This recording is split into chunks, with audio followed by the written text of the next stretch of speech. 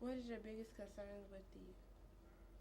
Right now, the biggest concern, I think, if we look across the world, the biggest concern, particularly young black men, I have to emphasize on that because we seem to be suffering the most. If you look at the high rate of incarceration, certainly in prisons, if you look at the dropout rate, the mere fact that black men are not enrolling in college, uh, we have to emphasize most of our time on young black men.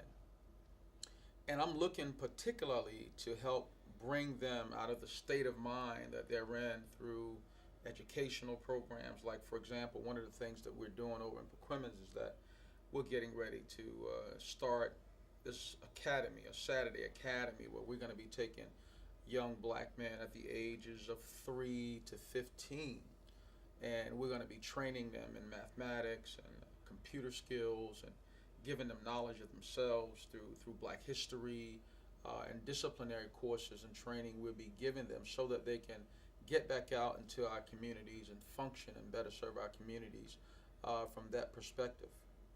Okay. When young adults are bored, what are the alternatives? Can you repeat that question, please? When young adults are bored, what are the alternatives? This is where teachings become extremely critical. The church becomes extremely critical because right now we see what boredom is doing to the youth. It's turning them to the street. As adults, we have to offer them better alternatives. What are those better alternatives? Well, first of all, the education process becomes extremely critical. Men like me who are self employed, we have to start going out and adopting young black men, bringing them into our businesses, giving them things to do after school, sort of a mentoring or apprenticeship program that we're bringing them through so that when they have that extra time, they can use this extra time constructively and productively by learning how to run their own businesses, by learning how to go and study amongst the elders and get wisdom so that they can take that wisdom and bring that wisdom back out into our community because our community is dying because of that broad disconnect, which is leading to a state of boredom. And when you leave young kids out in situations where they have nothing to do, they're going to do what children do. And that means that they're going to do things that are partly irresponsible. That means that they're going to start experimenting, exploring, and going into areas that they need not go in. If that adult were around, that adult could grab them by the collar or grab them by the coat and pull them back, says, no, young brother, this is not the direction that you need to go in. So what we're seeing actually in this state of boredom is young black men acting out their environment. And they're doing it through gangs, they're doing it through dance, they're doing it through rap, they're doing it in many different forms. Some of it is constructive, a lot of it is destructive, but it is only a reflection to what's happening within the black community. Let me show you exactly what I mean. 70% of all black households are headed by a single parent, a female. This can't go on. When you start doing that, you are allowing or you are inviting the destruction of the black family into the black community. Once you destroy the black family, then blacks at whole starts to deteriorate, demise, and succumb to what you're seeing in the form of boredom today. So what do? Again, we have to, as businessmen, grab a hold of these young black men, start training them early. We have to, as an educational facility, educating them on what it's like to have a black conscience. See, when a black man comes into his black consciousness, he's not going to go out there and sell drugs.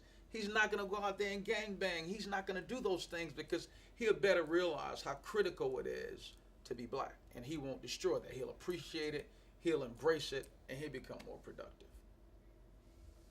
And why is there such an increase in gangs? That's a beautiful question.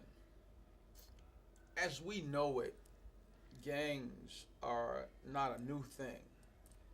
Gangs have always been a way of life, not just in black community, but in all walks of community, not just in poor communities, but in rich communities as well. The Irish gangs, the Italian gangs that we know as the mafia, um, and there are Chinese gang, one of the most fierce Chinese gangs in the world, the Triad. Even our government is a gang. Even the church is a gang.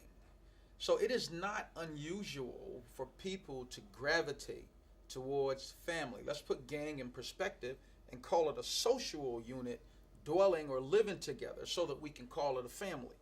And social, we mean people that come together with the same set of consciousness, the same way of thinking. It's a form of familiarity. So these people, they get together in their communities or at their schools, and they function based on their environment. Now, if you have a gang, that is not necessarily bad. The gang becomes bad when you cross the line and start doing destructive things.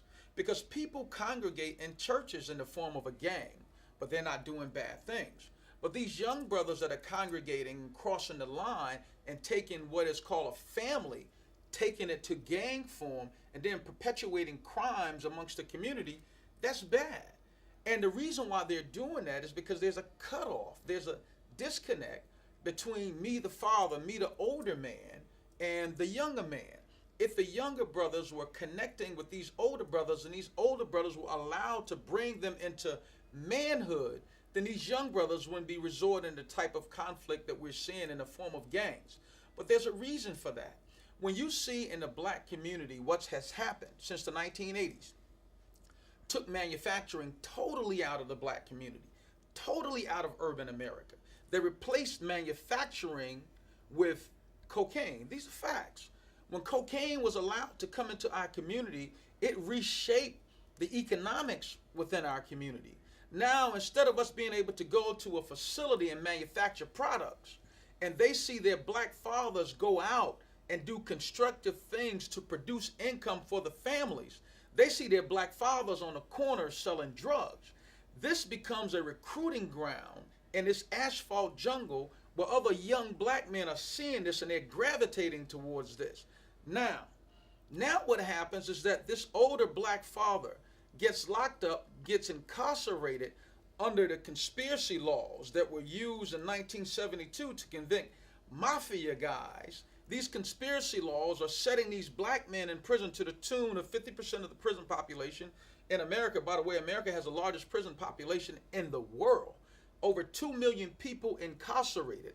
Majority of them, when you start looking at it on a per capita basis, being that we're 13% of the population, we're 50% of the prison population. This is sad. This is sick. So the government has to bear some responsibility in neglecting the black community. You have deprived us of the right to raise our children because you supplemented manufacturing with crack cocaine. These are facts. This is not nothing that we're just spitting out. Look at the Iran-Contra scandal and look at the exchange for weapons for drugs.